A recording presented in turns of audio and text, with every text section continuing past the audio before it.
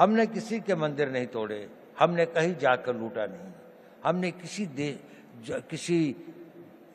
बाहर के लोगों के ऊपर आक्रमण नहीं किया, जबकि सारी दुनिया बहुत पिछड़ी थी।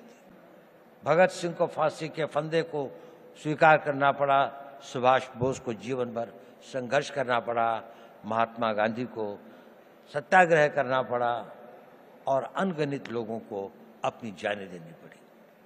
जितना स्वतंत्र आपको दिखाई देता है, सदियों तक हमारे पूर्वजों ने इसके लिए बहुत कुर्बानियां सही, बहुत अपमान सहे, बहुत असहायता के दौर से गुजरे। कई लोगों को फांसी चढ़नी पड़ी। भगत सिंह को फांसी के फंदे को स्वीकार करना पड़ा, सुभाष बोस को जीवन भर संघर्ष करना पड़ा, महात्मा गांधी को सत्याग्रह करना पड़ा और ये संघर्ष चलता रहा। हमारे गांव जले, हमारी सिविलाइजेशन को समाप्त किया गया, हमारे मंदिरों को लूटा गया और हम एक मूक दर्शक की तरह असहाय।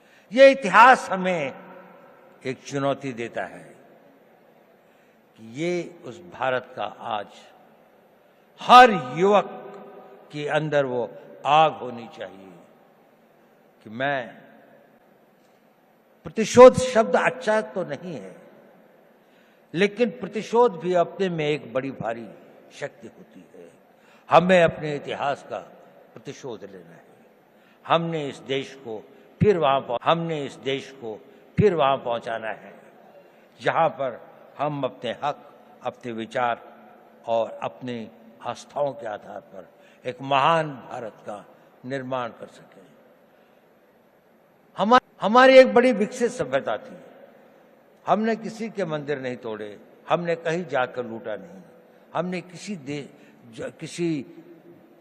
बाहर के लोगों के ऊपर आक्रमण नहीं किया, जबकि सारी दुनिया बहुत अपनी सुरक्षा और हम अपने आप को समझ नहीं पाए कि हम को क्या खतरे हैं, हम उनके प्रति उदासीन रहे। तो हमें इतिहास ने एक सबक सिखाया। क्या उस सबक को हम याद रखेंगे? अगर आने वाली पीढ़ियां उस सबक को भूल जाएंगी तो ये इस देश का सबसे बड़ा